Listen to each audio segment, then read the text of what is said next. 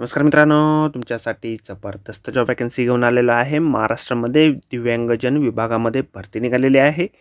पगार तुम्हाला या ठिकाणी 29,900 ते 1,08,700 रुपयाच्या दरम्यान पोस्ट वाईज दिला जाईल। या ठिकाणी विविध पदांसाठी भरती निघालेली आहे। त्यामध्ये लिपिक असेल, सहाय्यक असेल, लेखापाल असेल, अधिकारी असेल, शिक्षक असेल, त्या व्यतिरिक्त देखील अजून काही पदांसाठी या ठिकाणी वॅकन्सी आहे। अर्ज करण्यासाठी तुम्हाला कुठल्याही प्रकारची फीस पेमेंट या ठिकाणी लागणार नाही। अर्ज करण्याची शेवटची तारीख 30/7/2024 या ठिकाणी आहे। अधिक माहिती जी आहे या ठिकाणी शैक्षणिक अर्हता तुमची काय लागणार आहे, तुम्हाला अर्ज कशा प्रकारे करायचे आहेत, वयोमर्यादा काय असणार आहे, सर्व माहिती डिटेलमध्ये आपण आजच्या व्हिडिओमध्ये बघणार आहोत। तर व्हिडिओ शेवटपर्यंत नक्कीच बघा। त्याचबरोबर मित्रांनो, आपण जर आपल्या रॉयल कॉर्नर यूट्यूब चॅनलवरती जर नवीन असाल तर आपल्या रॉयल कॉर्नर यूट्यूब चॅनलला सबस्क्राईब करावं, बेल आयकॉन दाबायला विसरू नका। असेच नोकरी संदर्भातील नवीन अपडेट्स आपल्याला मिळत राहण्यासाठी। तर सुरू करूया मित्रांनो आजचा व्हिडिओ। तर मित्रांनो, आपण आलेलो आहे Ali Yavar Jung national institute of speech hearing disabilities दिव्यांगजन यांच्या मार्फत जे ऑफिशियल नोटिफिकेशन निघालेलं आहे वॅकन्सीच्या संदर्भामध्ये, त्यावरती आपण आलेलो आहे। तर स्टेप बाय स्टेप सर्व माहिती आपण या ठिकाणी बघणार आहोत। तर या ठिकाणी सगळ्यात पहिली जी वॅकन्सी आहे रीडर म्हणजेच ऑडिओलॉजीसाठी या ठिकाणी वॅकन्सी आहे। ग्रुप ए ची वॅकन्सी या ठिकाणी आहे। लेवल 11 नुसार वेतन तुम्हाला या ठिकाणी दिलं जाईल। 45 वर्षापर्यंतची वयोमर्यादा तुम्हाला या पदासाठी देण्यात आलेली आहे। जॉब लोकेशन तुमचं मुंबई या ठिकाणी असणार आहे। ओपन कॅटेगरीमधून वॅकन्सी या ठिकाणी देण्यात आलेली आहे। त्यानंतर पुढील वॅकन्सी या ठिकाणी आहे असिस्टंट प्रोफेसर या पदासाठी ग्रुप ए ची वॅकन्सी आहे। या पदासाठी देखील तुम्हाला लेवल 11 नुसारच वेतन दिलं जाईल।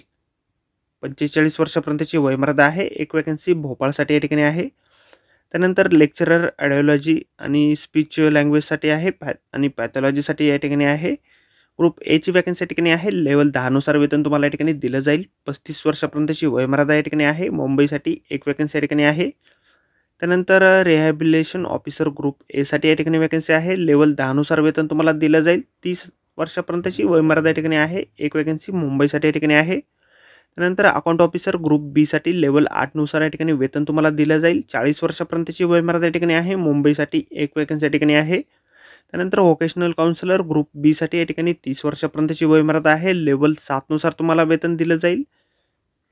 त्यानंतर social welfare officer group B साठी लेवल 6 नुसार वेतन तुम्हाला दिलं जाईल। 30 वर्षापर्यंतची वयोमर्यादा आहे। मुंबईसाठी या ठिकाणी वॅकन्सी आहे। त्यानंतर हेड क्लर्क ग्रुप बी साठी लेवल 6 नुसार वेतन तुम्हाला दिलं जाईल। 30 वर्षापर्यंतची वयोमर्यादा या ठिकाणी आहे। मुंबईसाठी 2 वॅकन्सीज या ठिकाणी आहेत। त्यानंतर ऑफिस सुपरिटेंडेंट कम अकाउंटंट ग्रुप बी साठी लेवल 6 नुसार वेतन तुम्हाला दिलं जाईल। 30 वर्षापर्यंतची वयोमर्यादा आहे। 2 वॅकन्सीज या ठिकाणी आहेत। त्यानंतर अकाउंट ग्रुप बी साठी लेवल 6 नुसार तुम्हाला वेतन दिलं जाईल।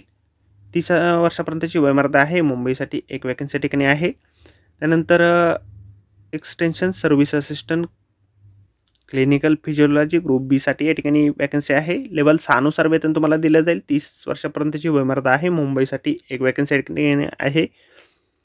त्यानंतर extension service assistant social work group B साठी लेवल 6 नुसार वेतन तुम्हाला दिलं जाईल। 30 वर्षापर्यंतची वयोमर्यादा आहे। मुंबईसाठी या ठिकाणी एक वॅकन्सी आहे। लेवल 6 नुसार वेतन तुम्हाला दिलं जाईल। त्यानंतर फिजिओलॉजिस्ट ग्रुप सी साठी या ठिकाणी लेवल 6 नुसार वॅकन्सी आहे।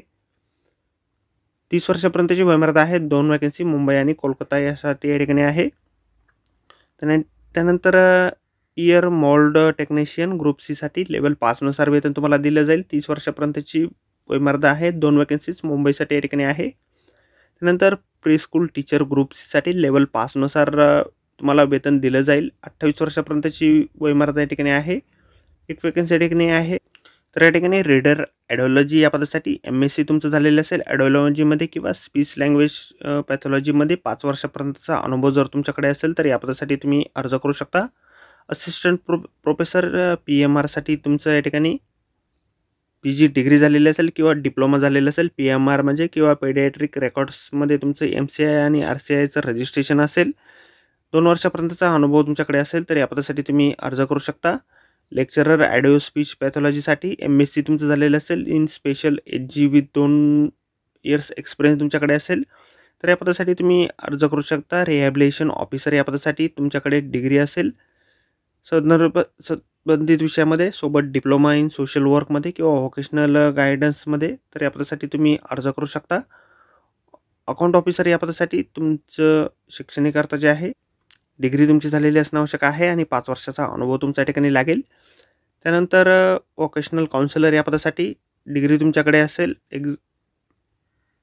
सोशल वर्कमध्ये, व्होकेशनल गायडन्समध्ये, पोस्ट ग्रॅज्युएशन डिग्री असेल सोशल वर्क किंवा सोशिओलॉजीमध्ये 2 वर्षापर्यंतचा अनुभव असेल तर या पदासाठी तुम्ही अर्ज करू शकता.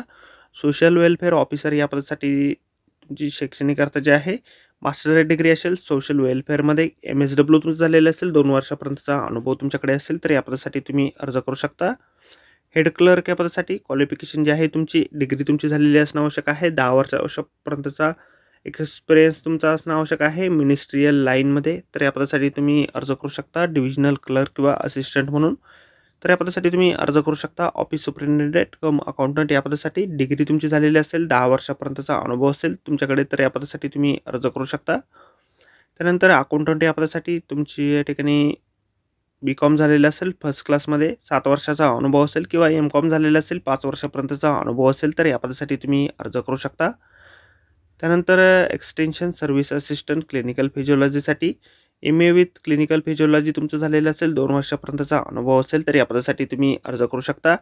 एक्सटेन्शन सर्व्हिस असिस्टंट सोशल वर्कसाठी मास्टर ऑफ सोशल वर्कमध्ये म्हणजेच MSW तुमचं झालेलं असेल, 2 वर्षापर्यंतचा अनुभव असेल तर या पदासाठी तुम्ही अर्ज करू शकता. फिजिओलॉजिस्ट या पदासाठी तुमची शैक्षणिक अर्हता जी आहे MA तुमचं झालेलं असणं आवश्यक आहे क्लिनिकल फिजिओलॉजीमध्ये. त्यानंतर इयर मोल्ड टेक्निशियन या पदासाठी तुमचं 10वी झालेलं असेल आणि सर्टिफिकेट तुमच्याकडे असेल डेंटल मेकॅनिक्स आणि 5 वर्षापर्यंतचा अनुभव असेल तर या पदासाठी तुम्ही अर्ज करू शकता. प्री स्कूल टीचर या पदासाठी तुम्ही 12वी उत्तीर्ण असणं आवश्यक आहे. लोकल लँग्वेज तुम्हाला या ठिकाणी व्यवस्थितपणे यायला असणं आवश्यक आहे आणि सोबत तुमचं स्पेशल एज्युकेशनचा डिप्लोमा इन DF झालेलं असणं आवश्यक आहे. अर्ज जे आहेत आपल्याला ऑफलाईन पद्धतीने या ठिकाणी पाठवायचे आहेत. ॲप्लिकेशन फॉर्म अशा प्रकारे आपल्याला जाहिरातीमध्येच दिलेला आहे.